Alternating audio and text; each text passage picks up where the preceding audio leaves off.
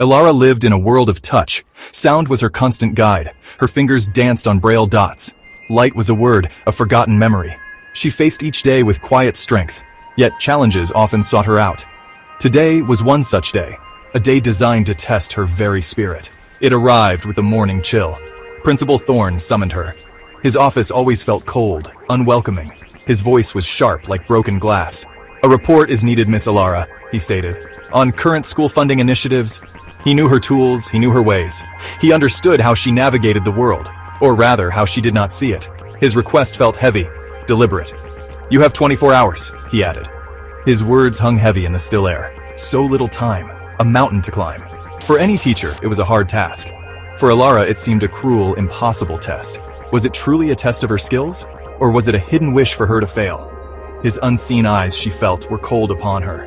She sensed the challenge, stark and unfair.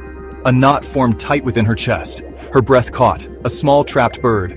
She wanted to speak, to voice her need, to ask for more time, a fair chance. But his tone was utterly final. It was a command, not a request. She nodded slowly, a silent agreement. Her mind raced, already planning. The weight felt immense, a silent battle begun. She returned to her small, familiar desk. The atmosphere in the staff room shifted. She felt it, like a change in the air current. Whispers followed her path, soft like the rustling of dry leaves, but sharp like tiny unseen thorns. They spoke of her daunting task, of the deadline she could not possibly meet. Their voices were low but clear to her. "Can she even manage it?" one voice hissed. "In a single day?" Another scoffed softly. Laughter, quickly stifled but heard. Their words pricked her sensitive skin. Each one a small seed of doubt. Each one a small, cruel mockery. They did not understand her world.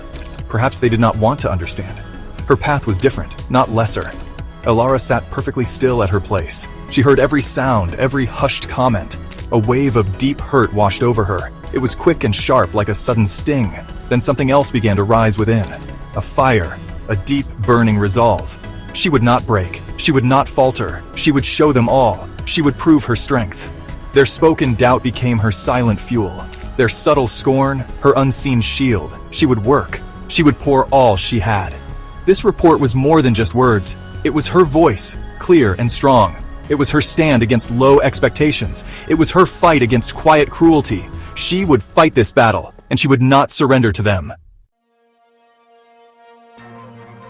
Night fell outside the school windows, but Ilara's world was always a gentle night.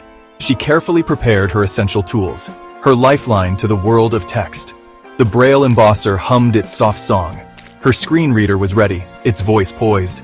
Its calm, synthesized tones would be her companion. Her nimble fingers were poised above the keys, ready for the long, arduous journey ahead. She listened intently to digital documents. The synthesized voice read out facts. It spoke of figures and complex policies.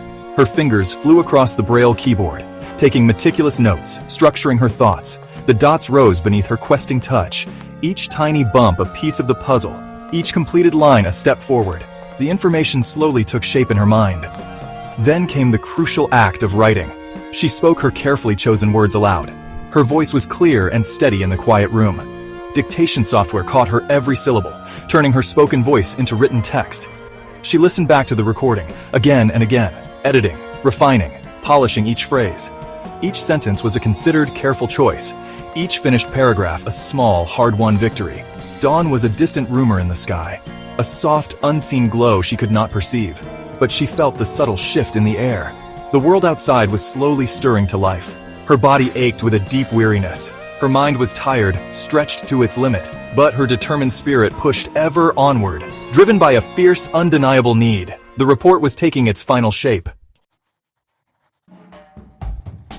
The report was finally complete, printed in standard text for him, and a Braille copy for her own records. She walked to Principal Thorne's office. Her heart beat a rapid, nervous rhythm, a fragile mix of hope and apprehension. She held the pages out to him. They felt heavy with her tireless effort, heavy with her long, sleepless night. Principal Thorne took the offered report. He did not once look directly at her. His fingers flicked through the pages, a brief, almost careless scan of her work. His face showed no discernible emotion, no surprise, no hint of approval, just a cold, unwavering indifference. The silence in the room stretched. It was heavy, almost deafening.